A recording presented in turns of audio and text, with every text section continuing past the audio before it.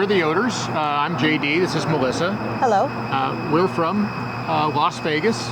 Not originally, grew up in California, but we've been in Vegas since '95, so been here forever.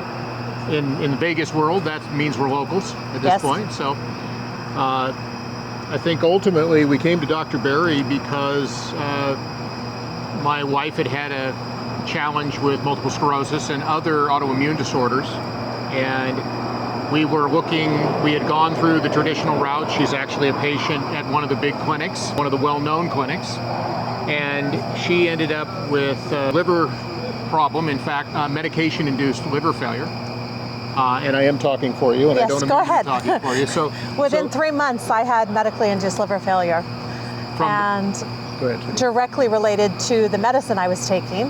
I had a T-cell inhibitor and a B-cell inhibitor, and we tried both. Don't know quite where to go from there if those weren't working, and they're also well-known MS medicines. So I then was kind of left on my own to heal my liver and then return for further therapy. I am in a very small study that I'd like to continue with through the place I'm with. However, my results are only there now as a, hey, this didn't work. And I want to be that voice, hey, this didn't work, because the options were so few for me in no direction as to how to do it. But luckily I had been researching epilepsy in the 20s and how they treated neurological diseases. And then I found Dr. Berry, I found ketosis, I found ways to heal the liver. And so I had spoken with nobody about this. I had just been doing research on my own, and we've been married a long time. That's very unusual for me not to say anything. Absolutely. But it seems so far removed from what I normally did. We did the food pyramid, we did fruit of the week, vegetable of the week, we did a starch, a vegetable, a protein. I didn't eat red meat, didn't eat meat on the bone. We had meatless Mondays, we did the pastas, I made homemade food, a lot of different foods, cooked a lot of Korean food, Vietnamese food, Asian food, Mexican food, curries. She is an amazing cook. So I gave up a lot just to have meat, but I'll tell you, it has been one of the best things we did. I started it cold turkey. I had kind of like the little whispers and the hey, and then the hey, and the hey was one of my girlfriends who was doing it. And I saw her at dinner one night. She was eating meat, and I knew exactly what she was doing, and she told me.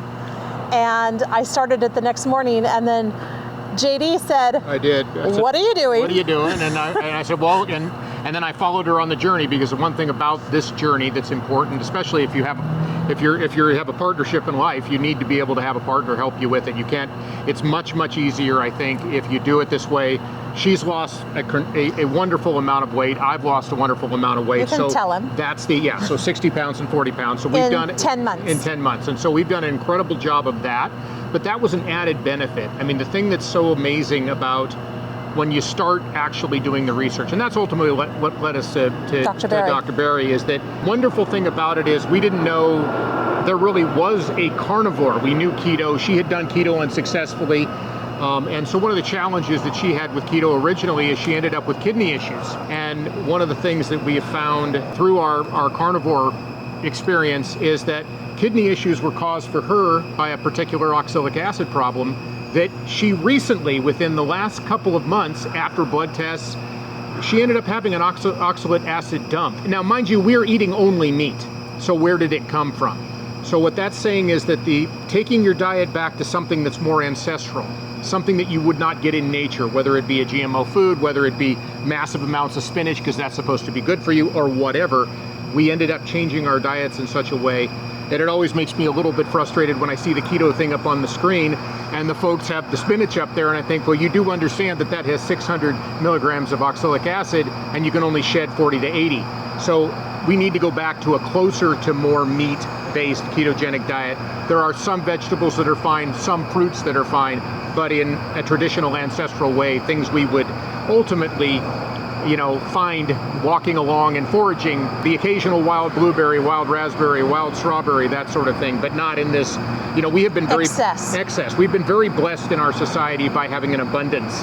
And I think the challenge is with that is it comes with its own series of challenges because we don't realize how blessed we truly are. And when we go and we utilize things in abundance that were never that way ancestrally, we run into that problem. And I think one of the things we found with Dr. Berry is really that his approach and his talking and his thinking, his mindset was very akin to what we were discovering, and then ultimately doing that. And we weren't deluded. No preconceived notions. No preconceived notions. We weren't But my deluded, numbers are amazing But now. her numbers are amazing.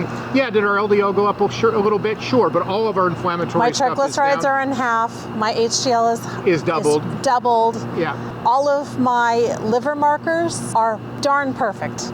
So my one number, which I always forget because, holes, but was supposed to be 40 and it's 47. The rest of them are perfection.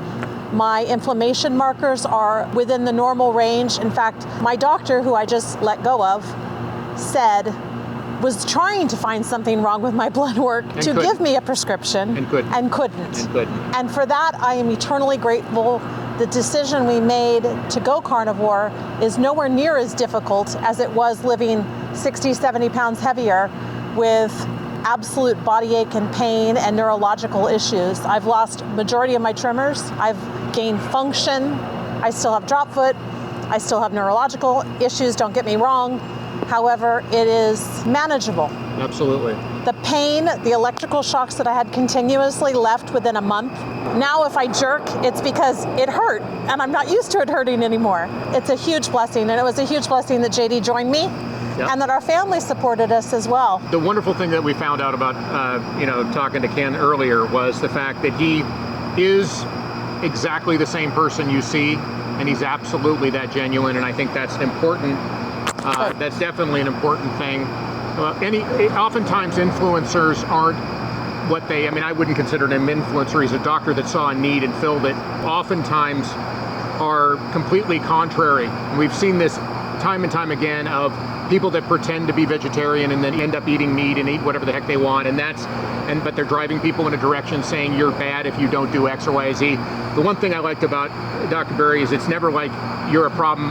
His wife does it differently than he does, and that's the way it should be. When I showed him to you, I said he's genuine, he's believable, and you're going to like him. And JD goes, yeah, I do, and I think that's a very important thing when you ultimately find somebody like that. All we can say is that by following him, we've gotten a great deal out of his content. I think that's it. Anything else, honey? You're good? Pow. I think, we're done. We're good. All right. Thank you, guys. That was fantastic. I hope that helps. I hope that.